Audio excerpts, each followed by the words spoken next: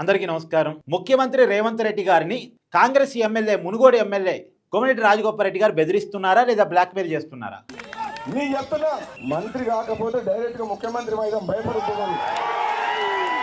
నిన్న ఆయన సంచలన కామెంట్ చేశారు. నాకు ఈ మంత్రి పదవి ఇస్తారా, లేదు అంటే సీఎం కుర్చీని టార్గెట్ చేయమంటారా? చేస్తారా చేయండి మంత్రి, చేస్తారా చేయండి, ఇచ్చిన మాట కట్టుబడి మంత్రి. చేస్తారా ఇచ్చిన మాట కట్టుబడి చెయ్యండి. ఇంకా వేచి చూస్తున్నా, పదవి గురించి మనం బాధపడలేదు. ఒకవేళ చేయకపోతే డైరెక్ట్ మన టార్గెట్ అదే. ఇంకా సీఎం కుర్చీకే ఎసరు పెడుతున్నారు ఆయన. నా టార్గెట్ ఫస్ట్ మంత్రి, కాదంటే సీఎంఏ అనేది తేల్చి చెప్పారు ఆయన. నిజాన్ని నిన్న నల్గొండ జిల్లా పరిధిలో అన్ని మున్సిపాలిటీస్ని కార్పొరేషన్ని కాంగ్రెస్ కైవసం చేసుకుంది. ఈ మునుగోడు ప్రాంతంలో కూడా కోమటిరెడ్డి రాజగోపాల్ రెడ్డి గారి పరిధిలో కూడా అన్ని మున్సిపాలిటీని కాంగ్రెస్ కైవసం చేసుకుంది. ఆ సందర్భంగా కార్యకర్తల్ని ఉద్దేశించి ఆయన మాట్లాడుతూ, మీరంతా కష్టపడ్డారు, కష్టానికి ఫలితం దక్కింది, మనం విజయం సాధించాం, మన కష్టానికి ఇంకో ఫలితం కూడా దక్కబోతూ ఉంది, నాకు త్వరలో మంత్రి పదవి వస్తుందని అనుకుంటున్నాను, నాకు హామీ ఇచ్చారు, హామీ ఇచ్చిన మేరకు మంత్రి పదవి ఇస్తారా ఇవ్వరా, ఇవ్వకపోతే మాత్రం సీఎం కుర్చీకే టార్గెట్ పెడతాను అన్నట్టుగా ఆయన స్టేట్మెంట్ ఇచ్చారు. మరి ఆ స్టేట్మెంట్ ఎట్ట అర్థం చేసుకోవాలి?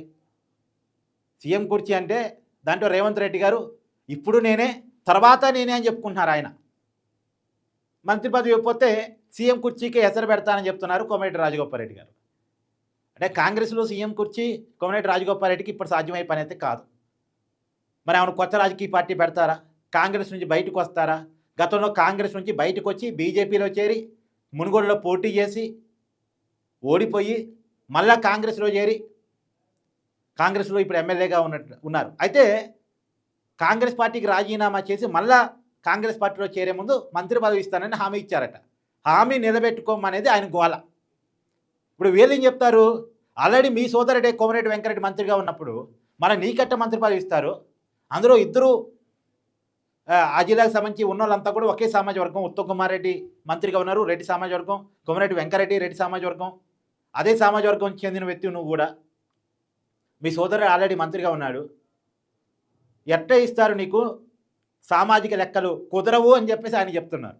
అవన్నీ నాకు తెలియదు, నాకు మాట ఇచ్చారు కావాల్సి ఇవ్వాల్సిందే అనేది ఆయన పట్టుదల, ఆయన గోల. ఇప్పటి నుంచి కాదు, గతం నుంచి ఆయన గోల చేస్తూ ఉన్నారు. అవసరమైతే రేవంత్ రెడ్డి గారికి వ్యతిరేకంగా మాట్లాడటానికి కూడా ఆయన వెనకాడట్లే.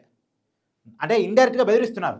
నాకు మంత్రి పదవి ఇవ్వకపోతే ప్రభుత్వానికి వ్యతిరేకంగా మాట్లాడతా, పార్టీకి వ్యతిరేకంగా మాట్లాడతా, ముఖ్యమంత్రి గారికి వ్యతిరేకంగా మాట్లాడతా అని డైరెక్ట్గా ఇండైరెక్ట్గా ఆయన కామెంట్ చేస్తూనే ఉన్నారు.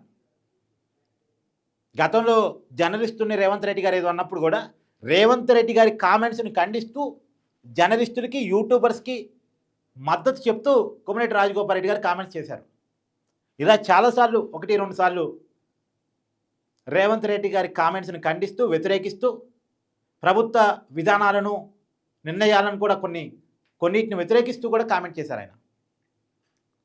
సో చూడాలి కోమటిరెడ్డి రాజగోపాల్ రెడ్డి గారి రాజేసినటువంటి ఈ వేడి ఎక్కడి దాకా వెళ్ళిద్ది అనేటువంటిది.